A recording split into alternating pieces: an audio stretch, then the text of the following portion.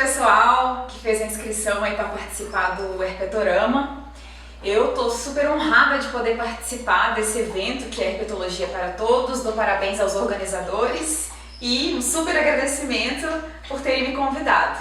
Tá? Então, bem-vindos à minha casa. Eu tô fazendo a gravação aqui, eu tenho duas cachorras, então talvez vocês escutem alguns latidos aí, mas eu não vou parar a gravação por causa disso, ok? Bom, esse convite foi muito importante para mim, porque nesse ano de 2019 eu completo 10 anos de carreira. Então, assim, os 10 anos de bióloga, né? Ainda tenho os 4 anos de graduação. Então, já tenho um tempinho de experiência aí. E o que eu quero passar para vocês agora é toda essa minha experiência, os desafios que eu enfrentei nesses 10 anos na pós-graduação, que eu escolhi seguir esse caminho, né, na academia. Certo? Deixa eu pegar aqui para passar. Então, meu nome é Sara, não me apresentei ainda, né? Meu nome é Sara, eu sou pós-doutoranda do laboratório Mapinguari, atualmente, e eu sou integrante do grupo do Herpeto Segundo Herpetólogas, que a gente tem um projeto bem bacana de divulgação científica. Eu vou falar um pouquinho sobre isso um pouco mais pra frente. Inclusive a gente, acho que amanhã, né, vai ter uma palestra só sobre esse projeto, ok? Então, só pra começar, acho que não deu aqui, eu coloquei aqui duas fotinhas, uma minha de 2009, eu formei no final de 2008, né, mas a formatura, as festividades e tal, é tudo em 2009. E eu aqui no ano de 2019, né, que eu tô fazendo pose com um sapo, gente, um sapo tão vagabundo, né, que é um Leptodactylus latrans, mas na época aquilo ali pra mim era tudo, né, e eu aqui na Caatinga, ainda nesse ano. Eu olho assim, eu vejo uma diferença tão grande, sabe, de uma menina pra uma mulher mesmo, de 33 anos com 10 anos de carreira, né, então aqui se eu olho para essa Sara aqui de 2009, me dá até um pouquinho de pena, sabe? Mas eu fico assim, se eu pudesse olhar para mim no ano de 2009, eu falaria assim, nossa, você vai passar por tanta experiência bacana, algumas difíceis, mas vai ser muito legal. Então tá, só para mostrar aí a diferença que nós temos entre 10 anos, né? Eu usava cabelo liso, vermelho, enfim. Acho que não tá passando assim. Então, onde tudo começou? Eu sou do interior de Minas Gerais, né, numa cidade que chama Divinópolis, e eu fiz a minha graduação lá, na Universidade do Estado de Minas Gerais, né, de 2004 a 2008, e eu fiz, a minha carga horária foi para licenciatura e bacharelado, então eu sou licenciada e também tenho bacharel. E desde o começo, nessa universidade era muito mais voltada para a licenciatura, mas desde o começo eu tinha esse interesse por trabalhar com pesquisa, por responder questões, né? Eu tinha perguntas na minha cabeça que eu queria responder, queria participar de projetos. Então, por causa disso, desde o início, durante a graduação, eu participei de 3 iniciações científicas, 2 delas com bolsa e uma voluntária, porque o projeto era muito legal e eu queria participar. Chamava Projeto Nova Margem, em que a gente estava reflorestando a margem do rio Itapecerica, que passa na cidade. E nesse mesmo projeto a gente fazia educação ambiental, a gente chamava as escolas, pegava um ônibus, ia para as escolas lá da cidade, as escolas de ensino médio, ensino fundamental, e levava as crianças para conhecer esse projeto e falava sobre o que a gente estava fazendo. Então era bem legal. Eu fui monitora de zoologia por 2 anos, né, no laboratório, e fiz estágios na Universidade Federal de Viçosa. Então as minhas férias, eu passava as férias inteiras, né, o mês inteiro, lá na UFV, em Viçosa, fazendo estágio. E isso foi muito importante para mim, porque eu acabei fazendo mestrado em Viçosa, que eu me apaixonei pelo lugar. E eu trouxe aqui algumas fotos para mostrar. Às vezes a gente entra no curso de graduação e não sabe exatamente com o que vai trabalhar. Eu comecei, o que eu fiz? Eu fui experimentando coisas, né? Eu falei assim, eu vou fazer um pouco disso, um pouco daquilo, e o que me chamava mais atenção, eu vou ver se isso é pra mim ou se não é. Então, durante os 3 primeiros anos da graduação, eu trabalhei com formigas, né? E eu fiz o estágio lá em Viçosa com formigas. Essa aqui é a minha professora, Renata Campos, que foi a que mais me trouxe para esse mundo da pesquisa. Eu sou eternamente grata a Renata, é um exemplo para mim de profissional. E aqui sou eu, né, na lupa, analisando essas formiguinhas aqui, ajudando no projeto de doutorado dela. E eu fiz um projeto também, que eu tive bolsa também, um projeto da criação do Museu de Zoologia lá da universidade, da UENG, né, na Universidade do Estado de Minas Gerais. Então a gente taxidermizava vários bichos, eu e mais 2 companheiros, e a gente ajudou a criar esse museu lá nessa universidade. E aqui eu coloquei até bem pequeno para vocês não verem, que a única foto que eu encontrei é eu como monitora fazendo pose ali com um bicho mandando um beijinho, então, né, deixei até pequeno. Voltando para essa parte aqui de estágio, uma coisa que ficou muito marcada para mim, aqui ó, eu ficava 8 horas por dia na lupa, identificando formigas, né, separando em grupos. E aí, nesse dia aqui, eu tava com uma amiga minha e eu parei, larguei tudo, olhei pra ela e falei assim, não é isso que eu quero. 3 anos de graduação, eu falei, não é isso que eu quero. E ela, como assim não é isso que você quer? A gente tem 1 ano pra formar, a gente tem um TCC pra fazer. Eu falei, não, mas não é isso que eu quero. Eu não quero trabalhar com formiga, cansei, não quero. E aí, o que eu tinha, a outra professora que eu tinha que trabalhava com pesquisa, Milena Vastilevski, atualmente professora da UFERSA lá em Mossoró, no Rio Grande do Norte. Ela trabalhava com anfíbios, eu falei, vou trabalhar com anfíbios, quero trabalhar com anfíbios. Deixa eu só ver o que eu coloquei aqui no próximo slide. Coloquei foto da gente. Isso. Então, no meu último ano de graduação, faltando 1 ano para eu escrever meu TCC, eu falei assim, vou trabalhar com anfíbios. E eu cheguei pra Milena e falei, eu quero trabalhar com anfíbios, mas eu tenho medo do escuro. Então, assim, um dos primeiros desafios que eu tive que enfrentar foi enfrentar meu medo de escuro, porque, né, trabalhar com anfíbios a gente vai à noite pro meio do mato. Então, as primeiras coletas foram, assim, muito estressantes pra mim. Mas passou, isso tá muito no passado. Rapidinho, quando eu comecei a ver os bichos, eu já falei, que escuro que, né, tá ótimo. Então, aqui, ó, eu e outras amigas, né, outras mulheres, eu fiz uma parceria com a Valéria, com a Camila, e aí a gente conseguiu fazer um TCC ali, cada uma com o seu objetivo, num parque, um fragmento florestal lá em Divinópolis, um parque florestal do Gafanhoto. Então aqui tem a gente montando as armadilhas, né, aqui os pitfalls, né, as armadilhas de queda para você que guia, e a gente fazia busca ativa noturna. Foi um período ótimo, assim, de vários desafios também, porque era um parque afastado da cidade, ninguém tinha carteira, ninguém tinha carro, a gente tinha que ir de ônibus. É uma história longa, assim, pegar ônibus na rodovia, 3 mulheres, às vezes 4, dificilmente um homem ia com a gente. Mas enfim, consegui. Eu defendi em 2008, né, o meu TCC, e só em 2019, só esse ano, é que eu publiquei os dados que eu coletei durante o meu TCC. Eles ficaram engavetados porque a gente vai colocando outras prioridades, né? Eu fui fazer o mestrado, depois fui fazer o doutorado, fui trabalhar para ganhar dinheiro, trabalhei muito com consultoria ambiental, então os dados ficaram engavetados. E aí nesse ano, na verdade foi no ano passado, né? Eu falei, vou pegar esses dados e vou fazer um artigo, gente. Eu preciso publicar esses dados, eu preciso mostrar para a sociedade o que tem de herpetofauna, na verdade a nurofauna, né, que foram só os anuros, ali nesse fragmento. E não tem nenhum trabalho ali para a região. Então o meu foi o primeiro, então foi publicado em 2019, aqui o foco só para mulheres coautoras, os anuros do Parque Florestal do Gafanhoto, então esse daqui é o meu xodozinho de artigo, né, que saiu esse ano, aqui algumas espécies que a gente registrou lá. Foi uma experiência incrível, a partir daí eu sabia que eu nunca mais ia largar os anfíbios. E aí eu tentei o mestrado em Viçosa. Antes disso, eu queria mostrar essa imagem aqui do Parque do Gafanhoto, como ele está atualmente. Né? O Museu de Zoologia que a gente fez foi criado e estava exposto no Parque do Gafanhoto. A gente tinha a sala do pesquisador e tal, onde a gente fazia mini curso, palestra, educação ambiental, e atualmente ele está abandonado. Ele está sob responsabilidade atualmente da Universidade Federal de São João del Rei no campus de Divinópolis, né, o campus Dona Lindu. Mas ele está abandonado, infelizmente, e justo agora que eu acabei de publicar os dados, é triste, mas nem sempre as coisas saem como a gente gostaria, né? Então, passando para Viçosa, aqui, eu tentei o mestrado no primeiro semestre de 2009, que foi, eu terminei a graduação, eu já quero entrar no mestrado, quero trabalhar com pesquisa, e eu não passei. Aí eu tive que esperar o meio do ano para tentar mais uma vez. Aí nesse meio tempo, nesses 6 meses, eu dei aula de ciências numa escola particular para ensino médio, aguardando aí a próxima vez de eu tentar o processo seletivo.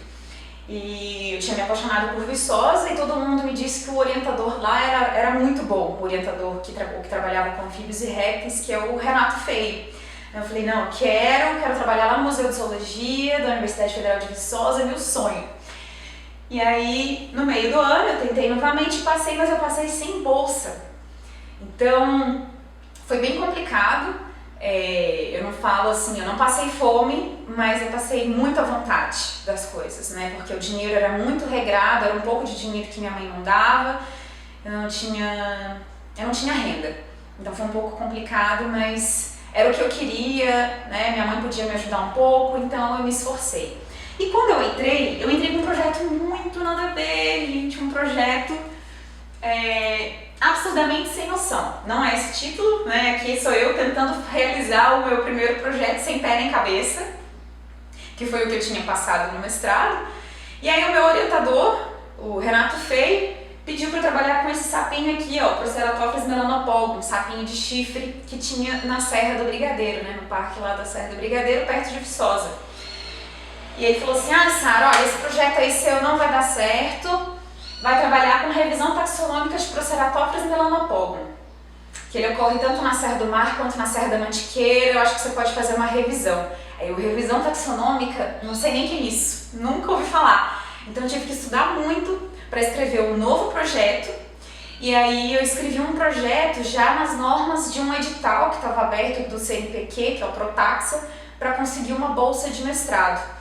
Então eu fiquei um ano inteiro sem bolsa de mestrado e eu escrevi esse projeto, mandei pro Protaxa e consegui a bolsa e aí eu fiquei rica, né? Tipo, morando em Viçosa, numa cidade pequena, aí eu tirei carteira de motorista, aí eu comprei máquina fotográfica, equipamentos de campo e foi maravilhoso. Então pelo menos no meu último ano de mestrado eu fiquei mais confortável. E aqui sou eu trabalhando, né, lá no laboratório, medindo esses bichos e eu analisei acho que mais de 300 exemplares de não sei quantas localidades, não lembro agora, mas eu me apaixonei pela revisão taxonômica, pela taxonomia, uma coisa que eu entrei no mestrado sem saber o que era e eu trabalho até hoje com isso. A taxonomia para mim é maravilhosa. Então o título do minha dissertação é Revisão Taxonômica de Proceratophis melanopolgon. Já contei um pouquinho aí, né, da distribuição do bicho. E aí, como eu queria dar continuidade nessa vida acadêmica, eu já pensava em fazer doutorado, em prestar concurso para ser professora, eu falei, eu tenho que melhorar meu currículo e tenho que melhorar minha experiência. Então eu dei muitos minicursos, muitas palestras. Em 2010, né, eu voltei lá na UENG, aqui lá no Parque do Gafanhoto, com uma turma que eu dei um minicurso sobre anfíbios. E foi muito bom poder estar de volta na universidade. Depois eu voltei lá mais uma vez para dar mais uma palestra, dei palestras em escolas, em outras universidades. Quem me chamava eu estava indo para dar palestra e minicurso, eu precisava melhorar meu currículo. E publicava alguns artiguinhos, né, algumas notinhas de distribuição, comecei a escrever em inglês, né, o inglês foi bem difícil para mim porque eu aprendi sozinha.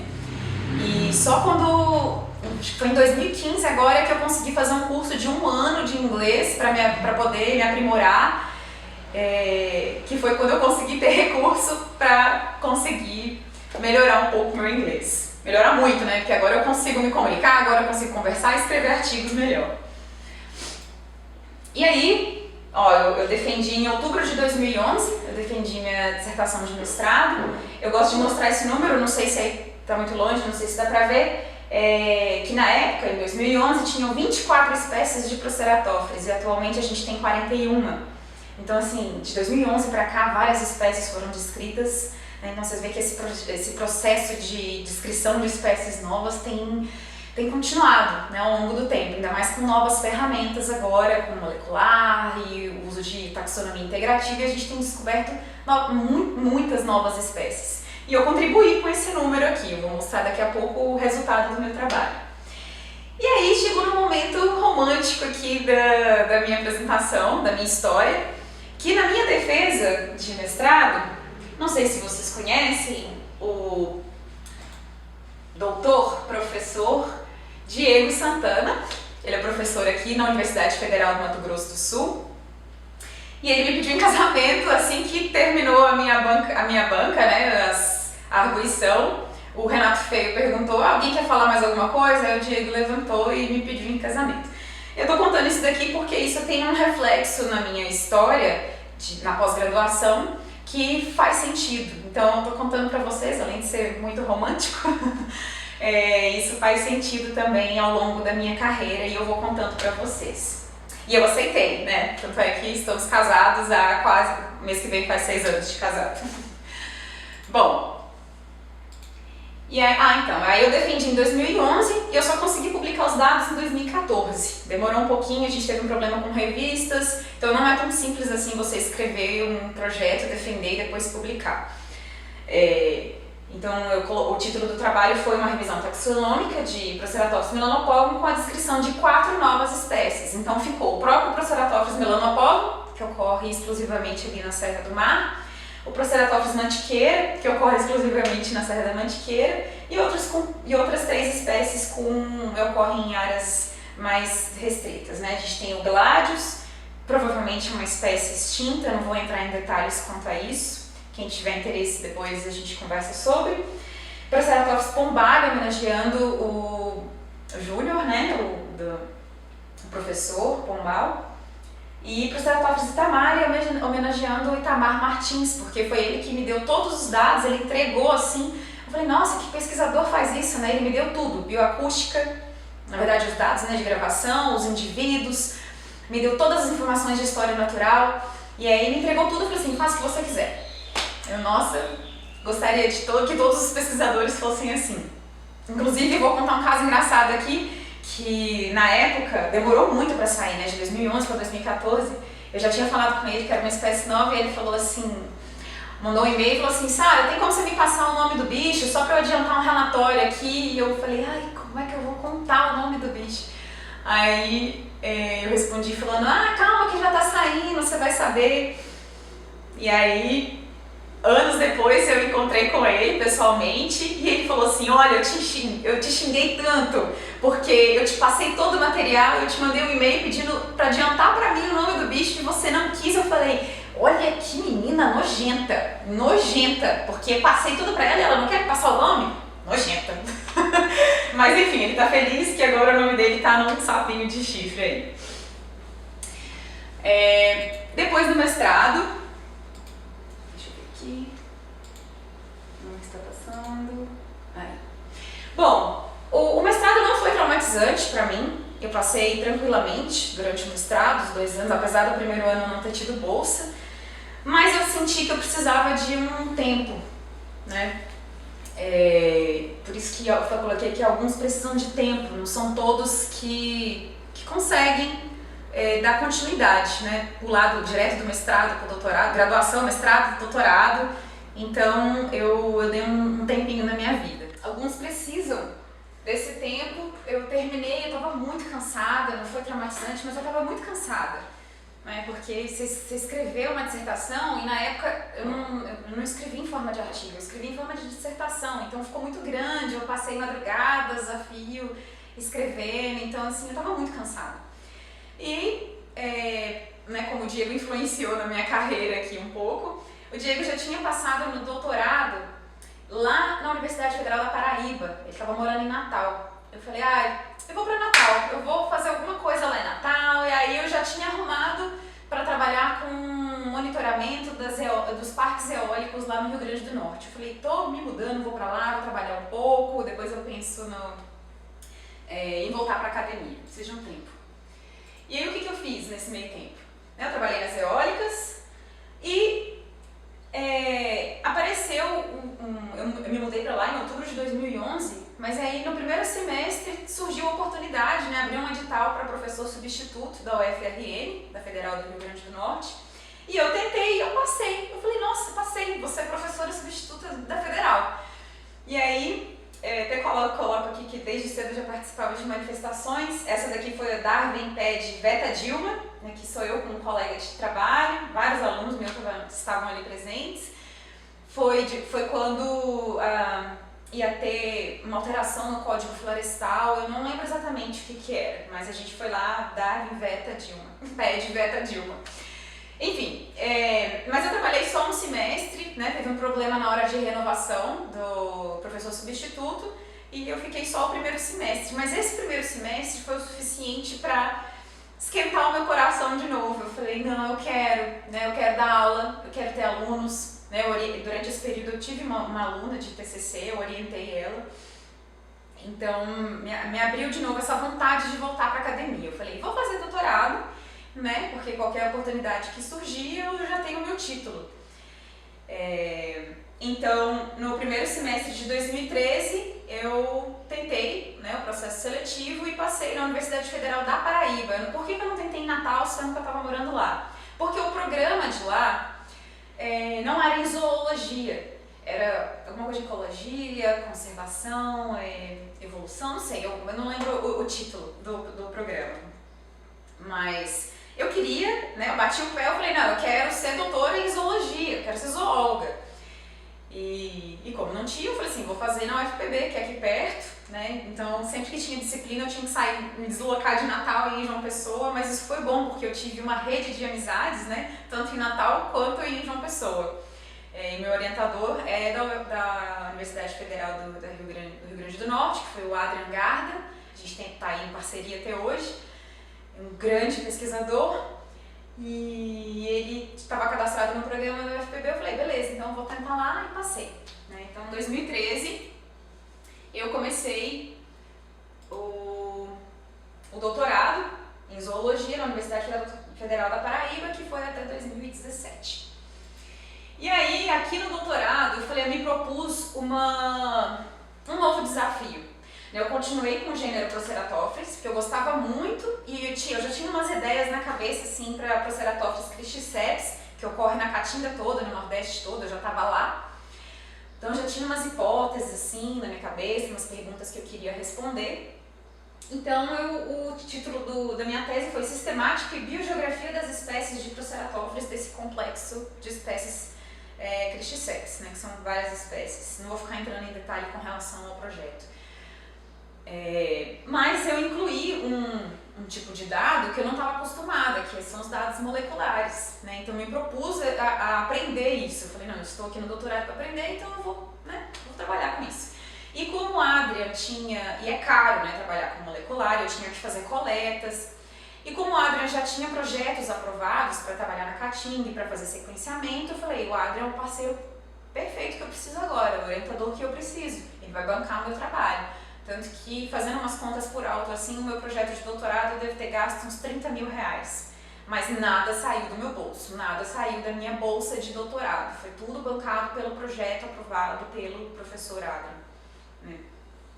E aí, gente, eu vou entrar numa questão aqui, assim, do quanto é bom, e eu aconselho vocês a fazer graduação em um lugar, mestrado em outro e doutorado em outro. Porque atualmente eu tenho uma rede de pesquisadores, uma rede de amigos que eu não teria se eu não tivesse feito isso. Né? Então eu saí do interior de Minas Gerais, fui para outro local em Minas, né? E depois fui lá para o Nordeste, e o doutorado me proporcionou conhecer lugares que eu acho que eu jamais conheceria se eu não tivesse me mudado para lá, se eu não tivesse proposto esse trabalho. E a Caatinga é um lugar que meu coração ficou lá. Então sempre que eu tenho oportunidade eu vou para Caatinga. É a ecorregião que mais me emociona quando eu vou para lá, assim, é onde eu me encontro, né? Nessas arbustos cheios de espinhos, nos cactos, né? Nessa vegetação seca, né? No sertão mesmo, não só a paisagem, mas as pessoas de lá. Então, assim, isso mudou completamente a minha vida, a minha visão de mundo. Eu conheço outras realidades e isso me tornou um ser humano muito mais empático, né? Que eu acho que vem faltando ultimamente no mundo é empatia. Então, já estou entrando em outros detalhes, fiquei emocionada, mas vamos voltar para a apresentação. Então, aqui são alguns lugares que eu conheci, eu aqui segurando vários Proceratophis, aqui os brejos de altitude, né, da Caatinga. Inclusive, eu achava que cada brejo de altitude eu teria uma espécie nova de Proceratophis, mas não foi o que eu encontrei, tá? É tudo a mesma coisa. E aí sou eu aqui com essa cara de sono e cansada, né, em 2017, eu defendi em março de 2017, aqui foi quando eu pari o filho, né, fiz questão de tirar essa foto. Eu escrevi em formato de artigo, foram 4 artigos, era para ser 5, mas a gente não consegue fazer tudo, né, então excluí um, ainda está em processo aí. E o que eu tenho publicado até hoje do meu doutorado é essa aqui, que é uma descrição de uma nova espécie de Proceratops para a Chapada do Araripe, no Ceará. É uma espécie que está muito mais relacionada com o Proceratops da Amazônia do que o Proceratops cristiceps da Caatinga, que foi incrível, né? Eu fiz uma filogenia datada, enfim, já fica aí para vocês pesquisarem e lerem o trabalho, que ficou muito legal. E aí eu tenho um outro trabalho aceito, que é o principal da tese, vai sair esse ano ainda. E várias outras novidades aí com Proceratops que eu ainda não consegui fechar e submeter. Alguns já estão submetidos, mas temos novas espécies também que vão chegar, então aguardem que teremos novidades. Antes de passar para a próxima parte, um último conselho que eu quero deixar, quer dizer, penúltimo, né? Um penúltimo conselho que eu quero deixar para vocês com relação à pós-graduação é que comigo foi assim. Então eu já participei de várias bancas de mestrado, de doutorado, e eu tenho percebido que os alunos, quando são questionados, por exemplo, alguma coisa que falta no projeto ou alguma dúvida que eu tenho, eu pergunto, a pessoa responde: meu orientador mandou fazer assim, meu orientador quis assim, ele mandou eu tirar. Eu tinha feito, mas meu orientador pediu para tirar. Então assim, essa resposta não pode existir. O trabalho é seu, o projeto é seu. Então, no meu mestrado, no meu doutorado, tudo bem, o orientador ele tem mais experiência e ele vai te guiar nessa jornada, né? E como o Adrian fez, ele me guiou e financiou todo o meu trabalho. Mas, se o projeto é seu, a opinião que está ali tem que ser sua. Então, vocês têm que entrar num consenso. Então, se tem alguma coisa que você quer colocar no seu projeto e o seu orientador não quer, ou se o orientador quer colocar uma coisa e você não quer, vocês têm que conversar sobre o assunto e entrar num consenso, tá? E comigo foi sempre assim e deu certo. Então, alunos aí que estão para defender, nunca joguem a culpa no orientador, o trabalho é seu e vocês têm que assumir a responsabilidade do trabalho, desde que vocês tenham esse relacionamento orientando, né, de discutir sobre o trabalho, tá? E aí eu queria voltar um pouquinho no tempo, que aqui eu já defendi, mas eu queria voltar aqui, que essa foto é de abril de 2015, a minha amiga do Ceará, Débora Praciano, tirou essa foto, né, lá na UES, no Ceará, e viver não cabe no Lattes, e realmente não cabe, né, então é bom publicar artigo, né, você aumenta o seu ego, você tem um currículo melhor. São dados que você precisa publicar, você precisa dar esse retorno para a sociedade do que você tem feito na universidade, mas você precisa cuidar da sua saúde mental também. Então, durante o ano de 2015 foi um ano muito assustador para mim, porque eu tive crises recorrentes de ansiedade, crises de pânico, e eu demorei muito tempo para procurar ajuda, eu demorei um ano inteiro, então mais para o final do ano eu já estava apresentando sintomas de depressão. Essa foto aqui eu gosto de mostrar porque eu tirei essa foto, mas em abril de 2015 eu estava no auge da minha crise de ansiedade. Então assim, todos os dias eu estava tendo crises e eu precisava de ajuda. Mas às vezes a gente não quer procurar essa ajuda. Então, muitas vezes eu culpei eu achava que era preguiça, né? A minha não vontade de trabalhar, eu achava que eu estava me sabotando. Eu falei, não, eu estou com preguiça, mas eu não estava, eu estava com crise de ansiedade, bloqueada e com depressão. Mas eu tive o total apoio do meu orientador, o apoio do meu marido, né, o Diego, e aí eu fiz um tratamento, fiz terapia, fiquei 3 meses afastada do doutorado, 3 meses bordando ponto cruz, toalhinha para todo mundo, e aí de repente, depois dos 3 meses, eu consegui voltar a trabalhar normalmente. Então a minha história teve um final feliz, né? Hoje eu trabalho muito bem, consegui passar por essa dificuldade, né? Esse desafio, mas eu conheço várias pessoas que não conseguiram. Tem pessoas da minha turma de doutorado que desistiram no meio do caminho. Então eu me considero, né, uma pessoa de sucesso que tenha conseguido chegar até o final. Então um conselho que eu dou para vocês é que nunca se sintam sozinhos e sempre que sentirem alguma necessidade, conversem com alguém. tá com um amigo, vai buscar ajuda profissional, isso faz toda a diferença. Os meus problemas, na verdade, vieram por problemas na parte molecular. Eu comecei a fazer a extração e PCR de DNA no laboratório, começou a dar certo e de repente começou a dar errado. Estava dando tudo errado, então eu entrava no laboratório e começava a sentir tonteira, passava mal. E foi preciso 3 meses de terapia para eu entender que eu não precisava fazer tudo sozinha.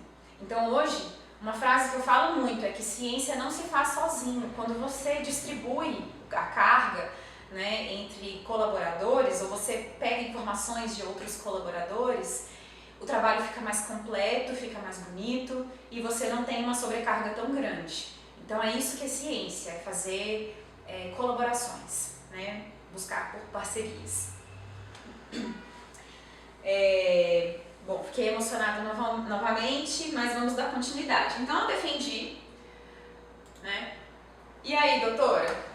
E agora? Você tem doutorado em zoologia e você vai fazer o quê? Tem emprego para você? No meu caso, o que aconteceu? O Diego, por isso que eu contei sobre o Diego, porque ele teve essa influência na minha trajetória de lugares, né, para onde eu fui acompanhando ele.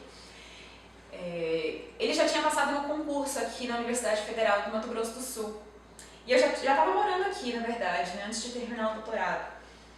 E aí eu pensei, o Diego já passou no concurso, o que eu vou fazer? O que eu vou fazer? E aí eu senti muitos medos. Eu estava desempregada. E o meu maior medo, né, que eu me abro para vocês aqui, que eu não sei, eu não tenho mais vergonha, né, de falar isso, mas o meu maior medo era ficar ofuscada pelo Diego, porque a gente trabalha exatamente com a mesma coisa, que é sistemática, taxonomia e filogeografia de anfíbios. E eu fiquei, ele já está aqui no concurso, o que eu vou fazer? O Diego é um profissional brilhante, não é porque é meu marido, mas ele é, e eu fiquei com medo, né? Eu falei assim, eu vou ficar apagada, eu vou ser sempre a esposa do Diego, o que eu vou fazer da minha vida? Eu trabalhei durante 1 ano e meio, eu fiquei tentando bolsas de pós-doutorado para eu conseguir receber, né, pela minha função de trabalhar como pesquisadora. Minha Siri tá conversando aqui comigo no celular.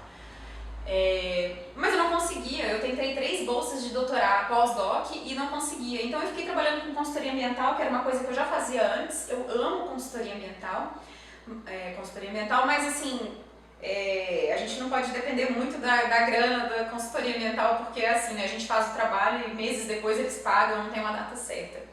Mas mesmo assim, apesar de gostar muito, não era isso que eu queria terminar os meus artigos do doutorado, eu queria ter tempo para isso, eu queria ser pesquisadora, ter aluno. E aí, na verdade, eu comecei a bolsa, eu consegui uma bolsa no final do ano passado, mas era do CNPq, né, um pós-doutorado júnior. E aí, no início desse ano, eu troquei minha bolsa por uma bolsa CAPES, que é do próprio programa de pós-graduação daqui da Universidade Federal de Mato Grosso do Sul. E eu tô como pós-doc do laboratório Mapinguari, né? Sou pesquisadora da UFMS lá no laboratório. E eu coloquei aqui até quando, porque esse tipo de bolsa que eu consegui é uma bolsa renovável por 5 anos. Então, quando eu consegui, eu falei, nossa, tô 5 anos tranquila, se eu pudesse eu trabalhava como pós-doc o resto da vida, porque eu recebo pelo que eu faço, eu sou pesquisadora, eu quero publicar, eu quero, né, estudar. E eu sou cadastrada no programa aqui de pós-graduação, então eu também oriento, então eu tenho alunos de mestrado aqui. E o até quando é porque eu recebi um ofício, né, não vou entrar em detalhes com relação à política atual, mas a gente está sofrendo aí com perda de bolsas, né, diminuindo o recurso para a educação. E eu já sei que a minha bolsa, infelizmente, não vai ser renovada por 5 anos, eu só tenho até março do ano que vem. Depois disso eu tenho que buscar outras fontes, né? Vou buscar outros pós-docs. Mas por enquanto eu tô aqui, tô trabalhando, vou trabalhar o máximo que eu consigo para conseguir publicar tudo que eu quero. Mas aí chegando nesse ponto, o que um pós-doc faz? Eu oriento oriento no programa, também co-oriento, né, os alunos do Diego, também faço essa co-orientação, a gente trabalha em parceria. Eu ministro algumas disciplinas, eu estou sempre disponível ali para auxiliar os alunos, para auxiliar as atividades do programa e desenvolver o projeto que foi aceito para a seleção para conseguir o cargo de pós-doc, né, do programa. Eu lembrei de uma coisa aqui que eu queria falar, né, de um dos desafios que a gente enfrenta como pesquisador, como pós-doc. Eu vou falar daqui a pouco sobre a diferença entre homens e mulheres, né, na academia. Que existe uma discrepância muito grande e uma das coisas, são vários momentos que eu passei, né, que foram constrangedores para mim. Um deles foi durante o doutorado, que eu falei assim, até que eu publiquei bastante durante o doutorado, né, eu consegui fazer umas notinhas, uns artiguinhos, e aí um amigo meu falou, mas também, né, você tá com uma máquina de artigo? Que máquina de artigo? Ele falou, o Diego. Eu falei assim, eu não tô acreditando que eu tô escutando isso. Então isso foi um dos gatilhos para eu ficar com medo de ficar ofuscada pelo Diego. E na verdade a gente tem várias parcerias, né, que a gente trabalha com a mesma coisa. Mas eu tinha vários trabalhos que ele não estava envolvido também. Então eu tenho a minha rede de pesquisadores também. Então foi uma coisa bem chocante assim para mim. Essa frase me perturbou durante muito tempo. Eu tive que pensar sobre, eu pensei, será que eu estou montando, né, nas costas do Diego e sendo carregada? Atualmente não, eu estou bem tranquila quanto a isso. Eu sei que eu tenho minha rede de pesquisadores, eu tenho minhas alunas, eu tenho minhas pesquisas, tanto em parceria quanto separadamente. Hoje eu me considero uma profissional de sucesso, separada do Diego, né? A gente tem a nossa vida como casal, como parceiro no trabalho, mas eu também tenho a minha vida profissional separada. Com relação à orientação, eu tenho essas duas alunas de mestrado, por enquanto, a Renata Fadel e a Vitória Souza, minhas menininhas.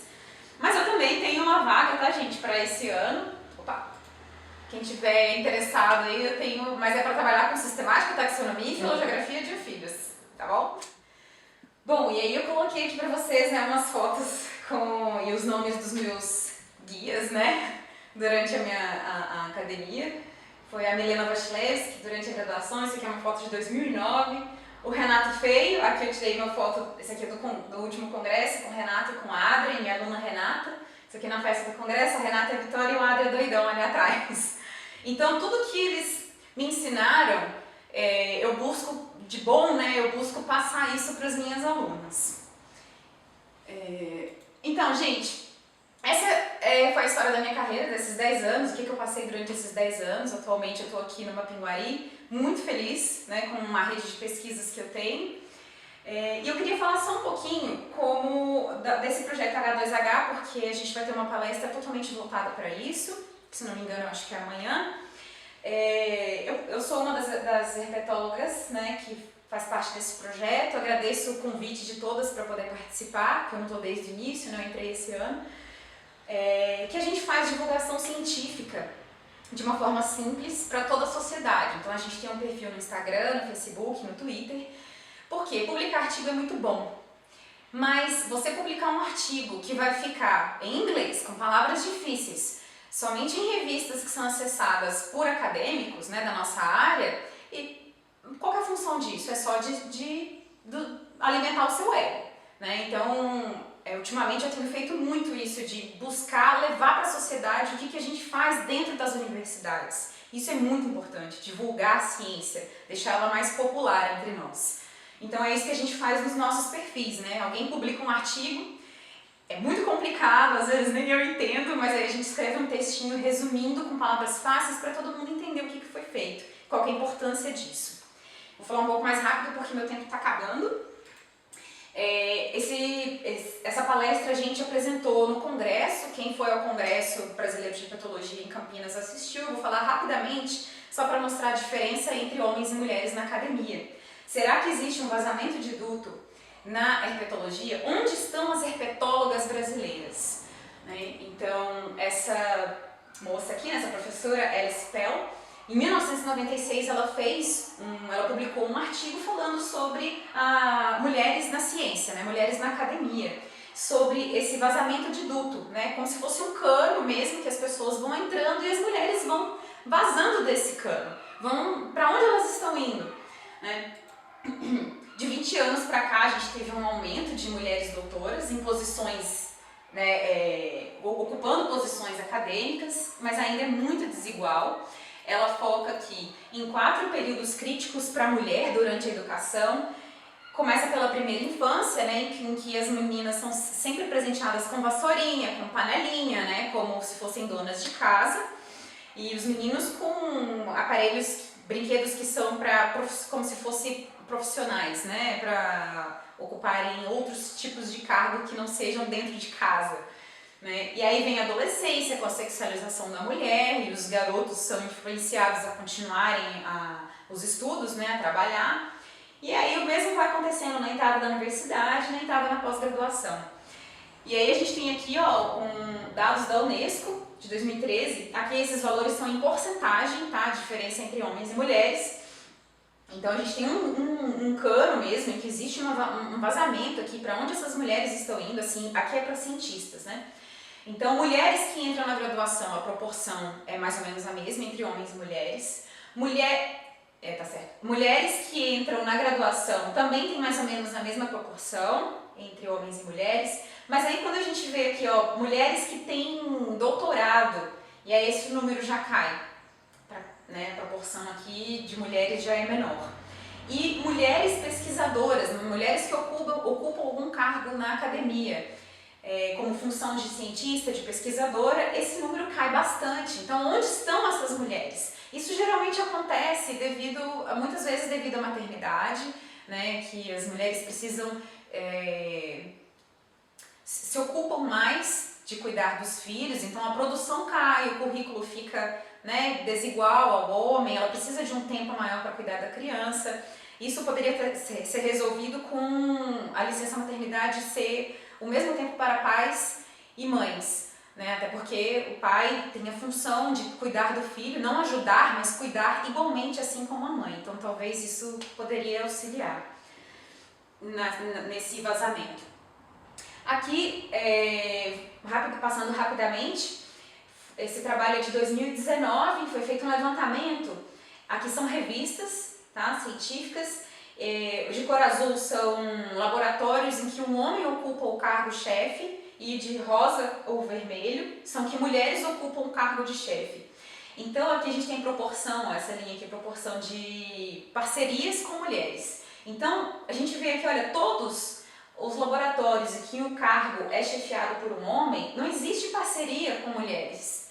E esse número é diferente quando você vê que mulheres chefiam um laboratório, existe parceria entre mulheres e homens. Então, por que as mulheres não são convidadas, né, a serem parceiras em trabalhos? Isso, às vezes, é uma coisa que ninguém observa, né? Chamei fulano, homens e homens e homens, e não chamei nenhuma mulher. Às vezes, passa batido. E nesse mesmo trabalho, eu só circulei aqui, eu acho que pode estar ficando bem pequeno aí, mas para o Brasil, homens que ocupam o cargo de chefe no laboratório com relação a publicações, né? A parcerias de autores nos trabalhos, e mulheres. Então, assim, eu acho que os gráficos falam por si só aqui. Então, o que a gente fez, né? A gente entrou na plataforma Lattes, várias mulheres, fizemos uma busca avançada com uma data fixa, senão a gente não conseguiria fechar, né? Passei muito. Deixa eu voltar aqui. Aí.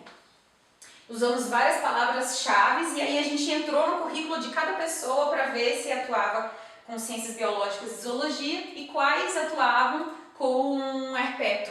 Então a gente chegou nesse número total aqui, de que trabalhavam com ciências biológicas e zoologia, mas a gente entrou no currículo de cada um para ver quem era herpetólogo. Então no final a gente chegou ao número de 507 doutores, homens e mulheres, no Brasil. Não é no Brasil, né? Esses são dados do Lattes, na verdade. E aí eu vou passando os gráficos agora. Os gráficos falam por si só. A gente tem dos 507, 303 são homens doutores, 204 são mulheres. Aonde estão essas mulheres aqui, que foram deixando a academia? Quem tem pós-doc? 139 homens, 91 mulheres. Que ocupam um cargo de professor, 140 são homens, 81 são mulheres. Que tem bolsa produtividade, né? Bolsista produtividade está relacionada com o número de artigos que o pesquisador publica e o número de alunos que ele tem. Então ele recebe esse não é um privilégio, né? Recebe uma bolsa de produtividade, muito mais homens que mulheres. E aqui a gente tem níveis de bolsista produtividade, né? Então é muito discrepante. E aí esses que eu acho mais assim, que me dói, assim, que são, basta convites para participação de banca, participação de palestra, né, como eu estou aqui agora, participação de banca em TCC, aqui está um pouco proporcional, mas participação de banca de mestrado, azul homem, mulheres, participação em banca de qualificação de doutorado, participação em banca de doutorado, comissão julgadora para professor titular, para concurso público. Então, será que existe vazamento de duto na herpetologia brasileira? Quando a gente fala sem ter números, às vezes as pessoas ficam céticas, né? Ficam, será que mesmo? Será que tem mais homem que mulher? Então, acabei de mostrar com números aqui, né, que sim, existe vazamento de duto. Onde estão essas mulheres?